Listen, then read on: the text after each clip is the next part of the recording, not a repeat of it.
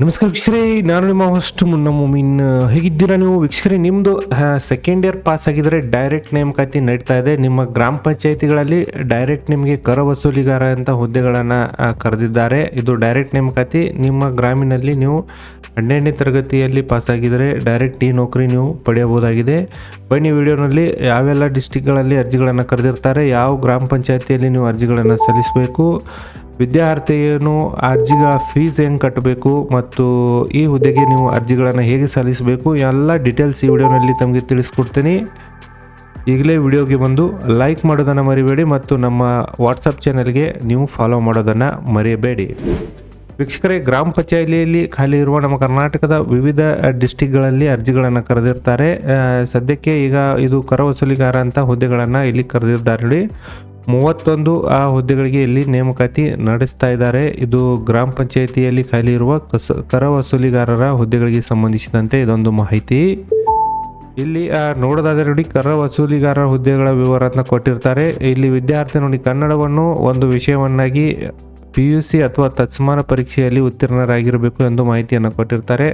ಅಂದರೆ ನೀವು ದ್ವಿತೀಯ PUCಯಲ್ಲಿ ಕನ್ನಡ ಲ್ಯಾಂಗ್ವೇಜನ್ನು ತೆಗೆದುಕೊಂಡು ಪಾಸಾದವರು ಅರ್ಜಿಗಳನ್ನು ಸಲ್ಲಿಸಬಹುದು ಮತ್ತು ಕಂಪ್ಯೂಟರ್ ತರಬೇತಿ ಕೋರ್ಸ್ನಲ್ಲಿ ಕೇಂದ್ರ ಅಥವಾ ರಾಜ್ಯ ಸರ್ಕಾರದಿಂದ ಮಾನ್ಯತೆ ಪಡೆದ ಯಾವುದೇ ಸಂಸ್ಥೆಯಿಂದ 3 ತಿಂಗಳ ಒಂದು ಬೇಸಿಕ್ ಒಂದು ಕಂಪ್ಯೂಟರ್ ಸರ್ಟಿಫಿಕೇಟ್ ಇದ್ದರೆ ಸಾಕು.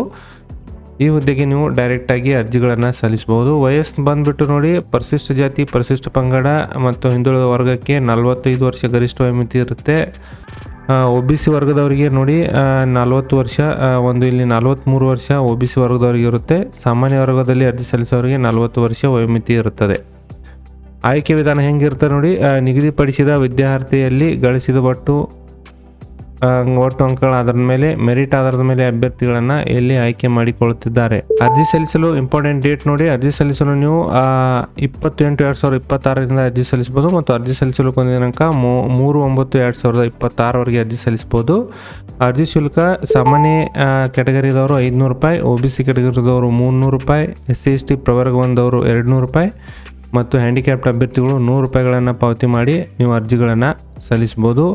ಈ ಹುದ್ದೆಗಳು ಬಂದುಬಿಟ್ಟು ಇಲ್ಲಿ ನೋಡೋದಾದರೆ ರಾಯಚೂರು ಜಿಲ್ಲೆಯಲ್ಲಿ ಇದೊಂದು ನೋಟಿಫಿಕೇಶನ್ಗ ಈಗ ಸದರಿ ರಾಯಚೂರು ಜಿಲ್ಲೆಯಲ್ಲಿ ವ್ಯಾಪ್ತಿಯಲ್ಲಿ ಬರುವ ಗ್ರಾಮ ಪಂಚಾಯಿತಿಗಳ ಒಂದು ಇಲ್ಲಿ ನೇಮಕಾತಿ ನಡೆಸ್ತಾ ಇದ್ದಾರೆ. ರಾಯಚೂರು ಜಿಲ್ಲೆ ಇಲ್ಲಿ ಮತ್ತೊಂದು ಮಾಹಿತಿಯನ್ನು ಕೊಟ್ಟಿರ್ತಾರೆ ನೋಡಿ, ಯಾರು ಅರ್ಜಿಗಳನ್ನು ಸಲ್ಲಿಸಬೇಕಂದ್ರೆ ರಾಯಚೂರು ಜಿಲ್ಲೆಯ ಗ್ರಾಮ ಪಂಚಾಯಿತಿಗಳಲ್ಲಿ ಖಾಲಿರುವ ಹುದ್ದೆಗಳಿಗೆ ಆ ಗ್ರಾಮದ ಪಂಚಾಯಿತಿಯ ಗ್ರಾಮ ವಾಸಿ ಆಗಿರಬೇಕು ಅವನು. ಅರ್ಜಿ ಸಲ್ಲಿಸುವವರು ನಿಮ್ಮ ಗ್ರಾಮ ಪಂಚಾಯಿತಿಯಲ್ಲಿ ಹುದ್ದೆ ವೇಕೆನ್ಸಿ ಖಾಲಿ ಇದ್ದರೆ ನೀವು ಮಾತ್ರ ಅಲ್ಲಿ ಅರ್ಜಿ ಸಲ್ಲಿಸಲು ಅವಕಾಶವಿರುತ್ತೆ. ಬೇರೆ ಜಿಲ್ಲೆ, ತಾಲೂಕು ಅಥವಾ ಗ್ರಾಮದವರು ನಿಮ್ಮ ಗ್ರಾಮದಲ್ಲಿ ಅರ್ಜಿ ಸಲ್ಲಿಸಲು ಅವಕಾಶವಿರುವುದಿಲ್ಲ. ಹೀಗಾಗಿ ಕಾಂಪಿಟೇಷನ್ ಭಾಳ ಕಮ್ಮಿ ಇರುತ್ತೆ. ನಿಮ್ಮ ಗ್ರಾಮ ಪಂಚಾಯಿತಿಯಲ್ಲಿ ಹುದ್ದೆಗಳು ಖಾಲಿ ಇದ್ದರೆ ನೀವೇ ಅಲ್ಲಿ ಅರ್ಜಿಗಳನ್ನು ಸಲ್ಲಿಸಿ ಈ ಒಂದು ಉದ್ಯೋಗವನ್ನು ನೀವು ಪಡೆಯಬಹುದು. ಈ ರಾಯಚೂರು ಜಿಲ್ಲೆಗೆ ಸಂಬಂಧಿಸಿಪಟ್ಟಂತೆ ಯಾವೆಲ್ಲ ಗ್ರಾಮ ಪಂಚಾಯಿತಿಯಲ್ಲಿ ಖಾಲಿ ಇವೆ ನೋಡೋದಾದರೆ ನೋಡಿ, ಗ್ರಾಮ ಪಂಚಾಯಿತಿ ಖಾಲಿ ಕರೆಸಲು ಹುದ್ದೆಗಳ ಮೀಸಲಾತಿ ಇಲ್ಲಿ ಕೊಟ್ಟಿರ್ತೇನೆ ನಾನು. ಗ್ರಾಮ ಪಂಚಾಯಿತಿಯ ಹೆಸರು ಈಗ ನೋಡ್ತಾ ಹೋಗಿ.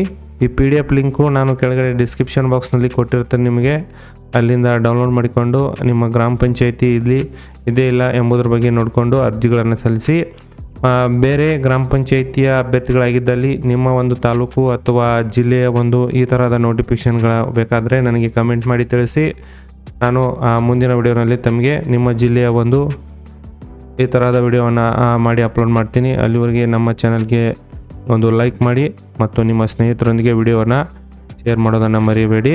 ಅರ್ಜಿ ಸಲ್ಲಿಸೋರು ನೋಡಿ, ನಿಮಗೆ ಒಂದು ವೆಬ್ಸೈಟ್ ವಿಳಾಸ ಕೂಡ ಇಲ್ಲಿ ಕೊಟ್ಟಿರ್ತಾರೆ ನೋಡಿ. ಅರ್ಜಿ ಸಲ್ಲಿಸೋರು ಈ ಒಂದು ವೆಬ್ಸೈಟ್ಗೆ ಹೋಗಿ ನೀವು ಅರ್ಜಿಗಳನ್ನು ಸಲ್ಲಿಸಿ. ರಾಯಚೂರು ಜಿಲ್ಲೆಯವರು ಮಾತ್ರ.